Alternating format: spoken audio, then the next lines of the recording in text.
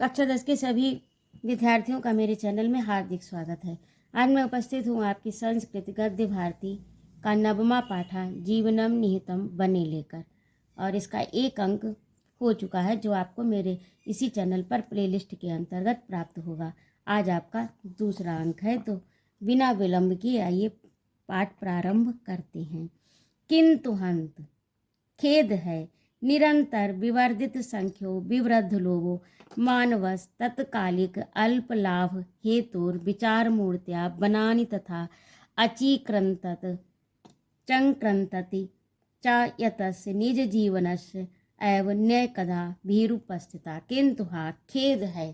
क्या खेद है? कि निरंतर बढ़ती हुई संख्या विवृद्ध लोभ, यानी किंतु खेद है कि निरंतर बढ़ती हुई संख्या वाले तथा विवृद्ध लोभ, बढ़े हुए लोभ, और मानव के तत्कालिक, यानी मानव के तत्कालिक थोड़े से लाभ के लिए, अब इसको संधि विच्छेद करके दिए, मानव तत्कालिक यानी तुरंत के अल्प लाभ, थोड़े से लाभ हेतु लाभ के लिए विचार मूढ़तया, यानी विचार शून्य होकर, जिसके विचारों में मूढ़ता आ गई, जो ज्ञान, जो ये देख नहीं पा रहा है कि ये सही है या गलत है, ऐसे विचार शून्य बनानी, ऐसे विचार शून्य मनुष्य बनानी तथा अचीक्रंतति, वनों को क्या कर रहे हैं? इस सीमा तक काट डाला।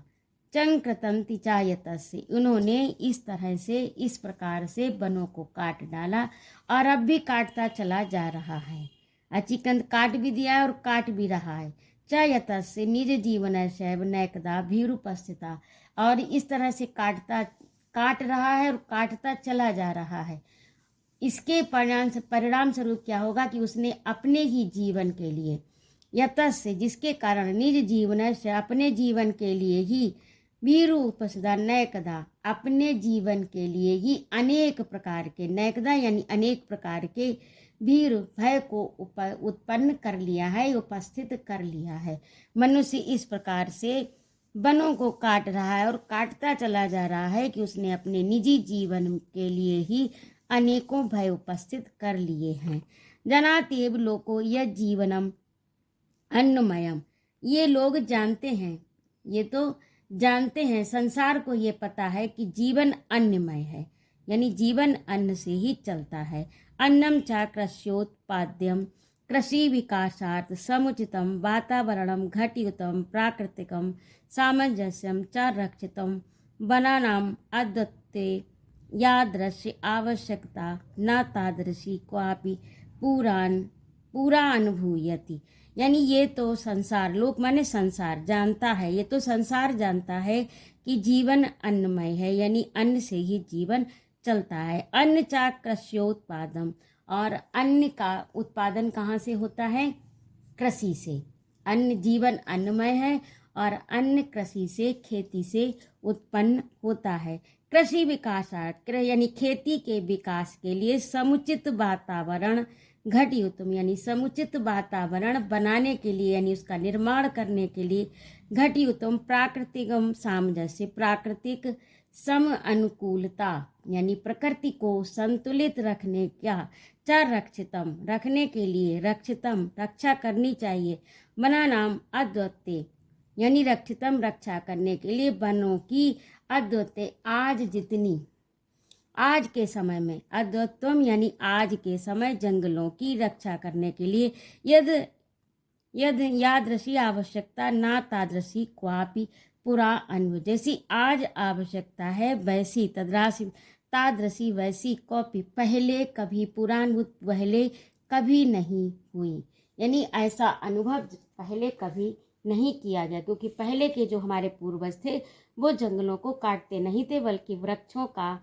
आरोपण करते थे, यानी वृक्षारोपण करते थे, कि कृषि के लिए उचित वातावरण बनाने के लिए और प्रकृति को संतुलित रखने के लिए, यानी प्रकृति में सामंजस्य स्थापित करने के लिए, आज के समय में जितनी वनों की आवश्यकता है उतनी कभी भी पहले अनुभव नहीं की गई। यतो आहारेशम विद्यमानानां वनानां तवान अंशो विशिष्ट यावन भारत भूभागस्य प्रतिशतं केवलम एकादश अंशं मा प्रणोति भारते अपि तत्राप्युत्कृष्टवनानि तत्राप्युत्कृष्टवनानि तु प्रतिशतं चतुर्शान्तकान् एव। अब इसको एक एक करके देखिए कि उतनी पहले कभी भी अनुभव नहीं की गई है। इसके आगे यह तो अहर्निशम, और इस पर क्योंकि दिन रात, यह तो क्योंकि अहर्निशम यानी दिन रात लगातार, विद्यमाना नाम बनाम यानी जंगलों के, क्योंकि दिन रात विद्यमान रहने वाले वनों का उतना ही अंश विशिष्ट ते ताबाने अंशो विशिष्ट, उतना ही अंश विशिष्ट माने बचा है। यावान जितना भारत भूभाग से भारत के भूभाग का प्रतिशतम, भारत के भूभाग का प्रतिशत है, उतना ही अंश शेष रह गया है जितना कि भारत की धरती के प्रतिशत में केवल 11%, केवलम एकादशम, केवल भारत भूभाग का, भारत की पृथ्वी का केवल प्रतिशत कितना, एकादश भाग प्रणोति, एकादश भाग ही बचा है। अर्थात लगातार विद्यमान वनों में उतना ही शेष अंश बचा है जितना कि भारत की धरती का केवल 11वां भाग, केवल 11वां भाग, यानी उतना ही शेष बचा है क्योंकि मनुष्य ने काट दिया। क्योंकि दिन रात विद्यमान रहने वाले वनों का उतना ही अंश शेष रह गया है जितना भारत की धरती के प्रतिशत में कुल भारत की धरती का 11वां% भाग ही ढक सकता है। दसो व्रणोति तत्राप, उसको अपि उत्कृष्ट बनानी, केवल उसको ढक सकता है, तु प्रतिशतम चतुर्शास्मात् अन्य एव, केवल 11% भाग को ही ढक सकता है। उसमें भी अच्छे बन तो केवल 1/4 यानी चतुर्थांश ही बचे हैं। उत्कृष्ट तत्रापि उत्कृष्ट बनानी तु प्रतिशतम, उनमें भी उत्कृष्ट वनों का प्रतिशत चतुर्अंश ही बचा है, यानी 1/4 अंश ही बचा है। केवल उतना पृथ्वी का भूभाग है जो कि 11% भाग को ही ढक सकता है। उसमें भी अच्छे वन तो केवल 1/4% ही हैं। भद्रम इदम यद अधुना विश्वस्य सर्वेषु राष्ट्रेषु वनानां रक्षार्थ प्रयासा क्रियन्ते।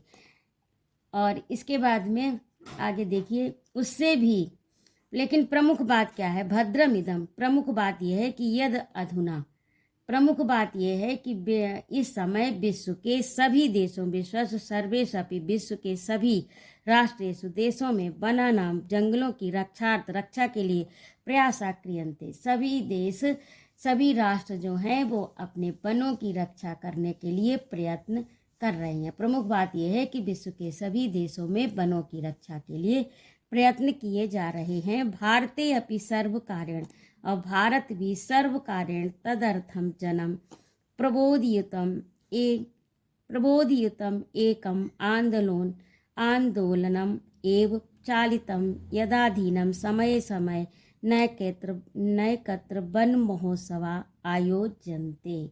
और इसके लिए भारत सरकार ने लोगों को जागरूक करने के लिए, भारते अपि सर्व कारण, यानी भारत सरकार ने भी तदर्थम, इसके लिए जन्म लोगों को प्रबोधियुतम यानी जागृत करने के लिए एक आंदोलन भी चालितम चलाया है, यदधीनम समय समय, लोगों को जागरूक करने के लिए एक आंदोलन भी चलाया है, जिस आंदोलन के यद अधीनम, जिसके अंतर्गत समय